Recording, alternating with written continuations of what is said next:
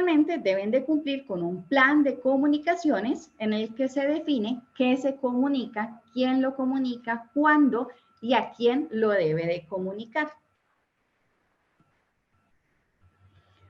¿Cuáles son los pasos para implementar los protocolos de bioseguridad en el marco de la pandemia del COVID-19 y cuál es la vigencia de dichos protocolos?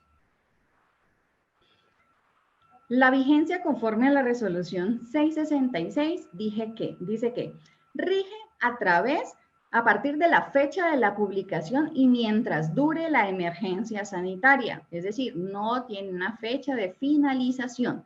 Las empresas deben de documentar desde ya su protocolo de bioseguridad y cumplirlo hasta que estemos expuestos a este riesgo de COVID-19. Entonces tenemos que empezar a hacer todas las actividades para proteger a nuestro personal de una infección o de un posible contagio por COVID-19. Y los pasos para implementar los protocolos de bioseguridad, señor empleador, es, pues lo principal es que usted conozca la norma. ¿Sí? ¿Y cómo se conoce esa norma? No leyendo solo el título de que, ay, no, es la resolución 666 del 24 de abril del 2020. No, sino que usted tiene que leer esa resolución, tiene que leer la resolución que aplica específicamente para su sector económico y si hay una circular que aplique, también debe de leerla. Y no solo leerla una vez, en compañía de su comité de COPAS, en compañía de su responsable del sistema de gestión y de todos los cargos de la organización. Deben de identificarla y punto a punto deben de pensar en establecer criterios de cómo se va a cumplir cada punto.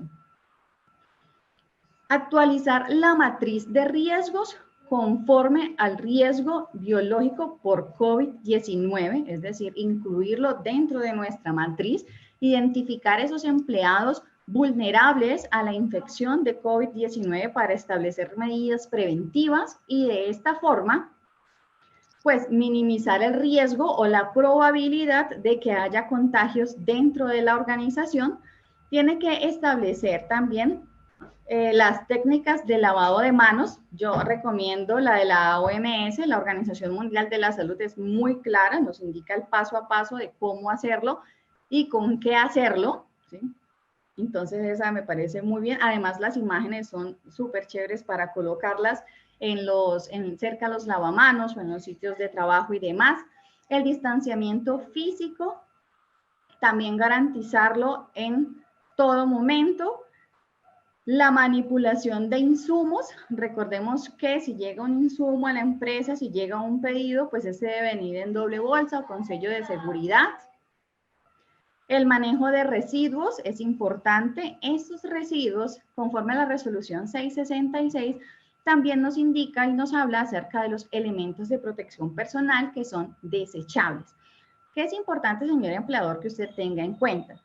Si yo le estoy suministrando a mi personal guantes desechables, tapabocas desechables, yo tengo que tener un recipiente específico para ese tipo de residuos.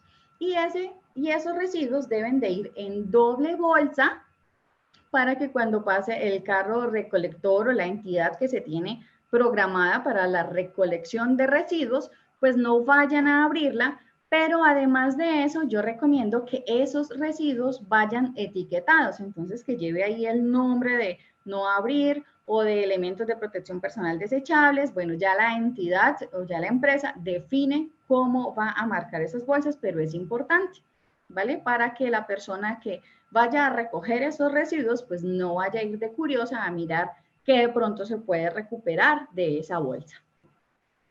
También hablamos de la vigilancia a la salud, esos son el seguimiento a los síntomas diarios, esa es la toma de temperatura, que el empleado nos indique si ha tenido algún síntoma como fiebre, tos y demás. Hablamos de trabajo remoto y presencial. Recordemos que este trabajo remoto, aun cuando las personas no estén dentro de la organización, tenemos que garantizarles capacitaciones conforme a los lineamientos que nos da la resolución 666, aparte del cumplimiento general del sistema de gestión de seguridad y salud en el trabajo. Y para estas reuniones debemos usar las herramientas tecnológicas, es decir, todas las plataformas digitales que estén disponibles para la organización. Utilizar contenidos virtuales para fortalecer las habilidades. Entonces, ustedes van a enviar comunicados a los correos electrónicos, al WhatsApp, y van a guardar esas evidencias.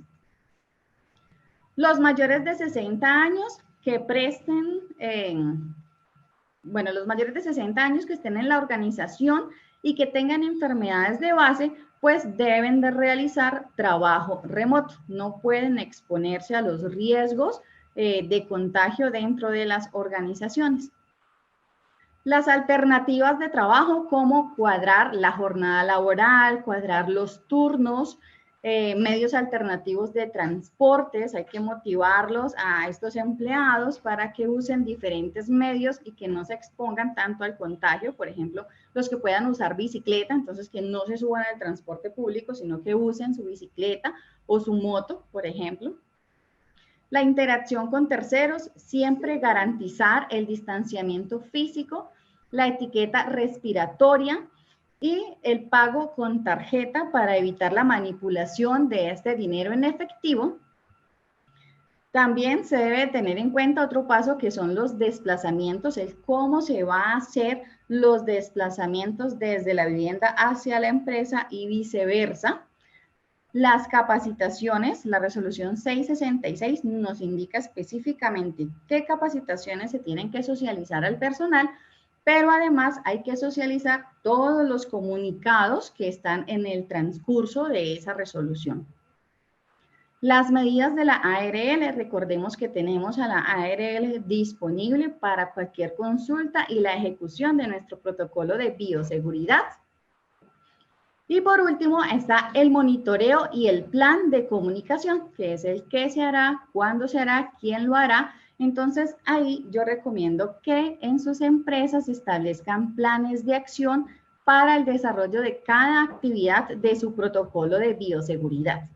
Van a establecer la actividad que se va a desarrollar, de qué forma se va a hacer, quién la va a hacer, cuándo, ¿sí? Y qué fecha le van a hacer seguimiento. Además, van a validar si se cumplió esa actividad y si fue efectiva o no. Bueno, ese es el tema que les quería compartir el día de hoy.